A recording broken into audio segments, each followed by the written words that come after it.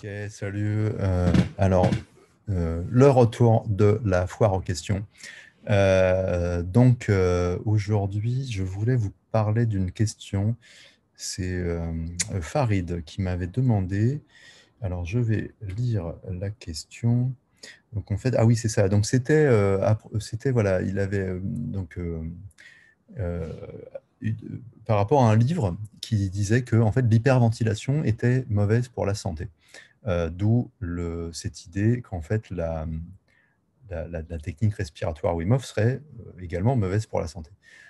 C'est une question tout à fait légitime, c'est une question tout à fait valable. Donc je vais essayer d'y répondre. Donc oui, effectivement, dans la technique respiratoire, on va même dire dans les techniques respiratoires liées à la méthode Wim Hof, on a toujours une phase dite d'hyperventilation. Alors on a, euh, On a arrêté de l'appeler hyperventilation, justement parce que l'hyperventilation est plutôt quelque chose qui est incontrôlé, alors que là, en fait, dans cet exercice, on le fait de façon totalement contrôlée. Et effectivement, l'hyperventilation, donc j'imagine que dans ce livre, ça fait référence à quelque chose qui s'appelle le syndrome d'hyperventilation. Et en fait, ça concerne des gens qui ont tendance à hyperventiler, mais ils le font enfin, une grande partie de la journée, voire un peu toute la journée. Enfin, c'est difficile à établir. Après, bon, je ne suis pas non plus, je suis pas non plus médecin, hein, donc je ne vais pas m'avancer à décrire ce genre de choses trop dans les détails, hein. Euh, mais oui, donc c'est des gens, voilà, en fait, qui ont tendance à faire de l'hyperventilation de façon incontrôlée. Et en fait, voilà, ça va amener euh, en fait une baisse du CO2 dans le sang euh, pour des choses que vous avez dû voir si vous avez étudié un peu ce qui se passe quand on fait la respiration, la méthode Wim Hof. Et en fait, la présence moindre de CO2 dans le sang, donc en fait, le taux d'oxygène reste très haut, hein, ça, il n'y a pas de... Justement, on attend ça. Voilà, on est très haut. Par contre, le fait d'avoir moins de CO2, en fait, ça par un phénomène qu'on appelle l'effet de Bohr. Ça veut dire que ça va induire le fait que même en présence de beaucoup d'oxygène, l'affinité de l'oxygène pour l'hémoglobine, qui est le transporteur en fait d'oxygène qui se trouve dans les globules rouges, donc même en quantité importante d'oxygène, s'il y a pas de, si on a, si la quantité de CO2 est trop basse, l'affinité de l'oxygène pour l'hémoglobine sera plus importante et donc l'oxygène va avoir tendance à rester fixé sur l'hémoglobine et ne sera pas distribué vers les organes, vers les cellules qui composent les organes. Donc en fait, ça va créer en fait un problème d'oxygénation en fait de certaines, enfin, de certains organes dans le corps. Donc effectivement, c'est pas une bonne chose quand on fait ça trop souvent. Si on est atteint de ce syndrome et qu'on a tendance à faire un peu ça tous les jours, une grosse partie de la journée, c'est quelque chose qui est pas bon.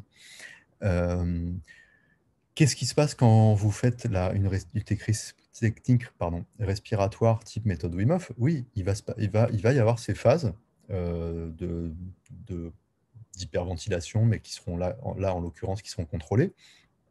Vous allez faire ça pendant voilà, 2 minutes, on va dire, avant d'enchaîner sur vos rétentions, etc. Mais au final, vous avez on va dire, vous avez un moment de la journée où vous pratiquez la méthode Wim Hof, où vous allez faire ce genre de choses.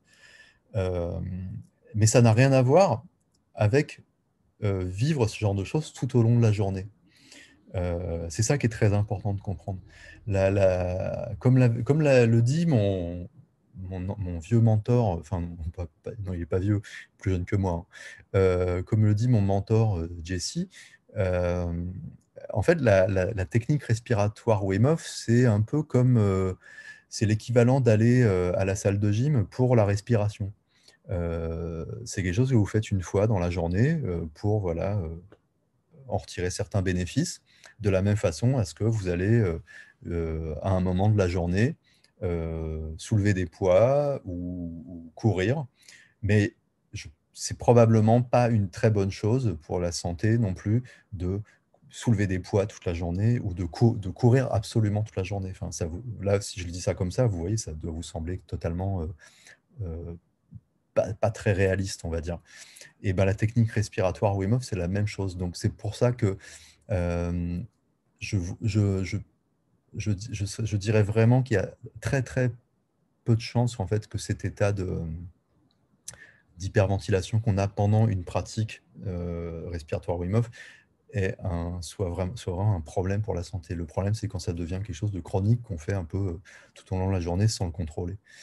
Euh, donc voilà. Donc, pourquoi? Donc j'ai répondu, hein, il y a ces histoires enfin, de distribution de l'oxygène euh, en- dans les organes. Souvent, c'est un syndrome qui est accompagné par une respiration rapide par la bouche. Voilà, donc certaines personnes vont respirer comme ça sans trop s'en rendre compte. Et ça va activer le système nerveux autonome du type lutte ou fuite. Donc en fait, être dans cet état un peu de panique permanente, c'est pas non plus une très bonne chose, hein, au niveau de la gestion du stress. Mais voilà, mais je le répète, là, on parle vraiment de quelque chose euh, de chronique qui serait voilà, pendant une bonne partie de la journée. Quand vous faites la technique respiratoire Wim Hof, c'est comme quand vous allez à la gym, vous le faites, euh, par exemple, vous le faites le matin, et c'est bon, vous l'avez fait. Après, vous pouvez le refaire, vous pouvez faire une deuxième séance si vous voulez plus tard, hein, mais c'est même pas forcément nécessaire. Et voilà, vous avez fait votre travail respiratoire et vous pouvez passer à autre chose. Et puis voilà. J'espère que ça apporte une réponse à la question. Je vous remercie de m'avoir écouté. Et si vous avez des questions, n'hésitez pas, ou des commentaires, n'hésitez pas à les écrire. Et sur ce, je vous dis à la revoyure. Ciao!